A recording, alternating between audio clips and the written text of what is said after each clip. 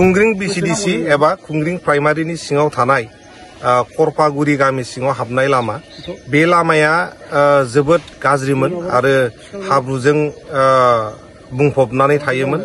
दा गामिनि रायजो राजा बिथांमोनहा जोंखौ जनायहरदोंमोन कि बे लामा हान्थिनायाव गोबां रायजो राजा बिथांमोनहा उसुबिदा गोलैयो होननानै थिग बे लेखानो जोङो फैनानै नायदिंफैदोंमोन आरो फैनानै नायदिंफैनायनि उनाव जोङो नैबे लामाखौ 1 किल'मिटारनिबो बारा सेन्ड ग्रेभेल जोङो ब्लक जोङो ज' नांनानै होनानै होनो हादों। दिनै करपागुरिनि जेनाखि रायजो राजा बिथांमोनहा जाहाथे फैबाय थानाय समाव नैबे सेन्ड ग्रेभेल लामाजों हान्थिनानै जाहाथे जेबो उसुबिदा मोननाङा, हाब्रुआव आरो खस्थ' खालामनाङा, जों बेखौनो मिजिंथिबाय।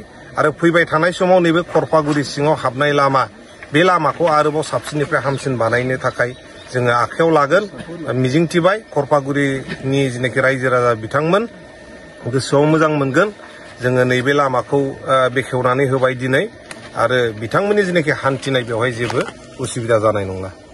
जोंनि खुंग्रिं बीसीडीसीनि सिङाव थानाय नैबे जोंनि करपागुरि गामिनि जिहेथु मेन लामा बियो गामि सिंजों हाबनाय मेन रड।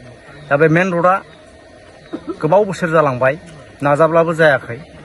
हाब्रु साइकेल गारि मटर सालायजायामोन। दा बेखायनो जोङो जोंनि खाथियावनो थानाय जाहा डक्टर सांग्रां ब्रह्म सारजों रायलायनायनि गेजेरजों आरो खावलायनायनि गेजेरजों दिनै जोङो एसे लेटब्लाबो दिनै बे लामाखौ सानब्रैसिमाव सानबाजों जोङो मावफुंनानै लानो हानाय जाबाय। दा बेनिखायनो जोंनि रायजो राजानि दिनै जेनाखि थाबायनो मोननाय बाला अन्थाइनि साजों दा खोब जों रायजो राजा गोजोननाय मोनदों।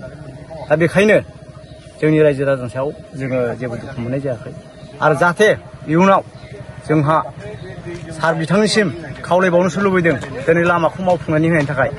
आरो बिनिफ्राय जोंना मोनसे गाहाय बान्दो दङ, जोंना बनसुंगुरि बान्दो होननाय। दा बियो ओरैबायदि समस्या जानानै दङ, बे बान्दोआ जेब्ला दैज्लां बोथोर सफैगोन अब्ला जोङो बेखौ 35-40 जनजों जोङो थेनानै लाबोनो गोनां जायो। आदिबासि जाहा बिसिमपुर आरो करपागुरि बे गामि दरनैजों जोङो बे बनसुंगुरि बान्दोखौ खोनाय जायो। दा बे बान्दोआ एखेबारे जोङो ओरैनो दंफां दालाइ साफ्रा सुफ्राजोंसो जोङो जाबनानै लाबोनाय जायो। दा बिनि उनाव आरो बे दैया जाफैयो उनावहाय आरो बिसिमपुरनि माथावरिया साफा बायजोब्बाय थायो आरो जाहाथे बेखौबो इयुनाव दिनै लामाखौ जेरै साक्सेसफुल खालामदों बेबायदिनो बे बान्दोखौबो एसे नायलायनायनि गेजेरजों जाहाथे रेकर्ड खालामनानै उनफ्राव मावफुंलांनो बेखौसो आङो रायजोनि जानानै खावलायनाय जाबाय। दा दिनै लामा जाफुंनायनि थाखाय आं जोबोद बिथांनिसिम रायजोनि जानानै साबायखर बावनाय थाबाय। एसेनोसै।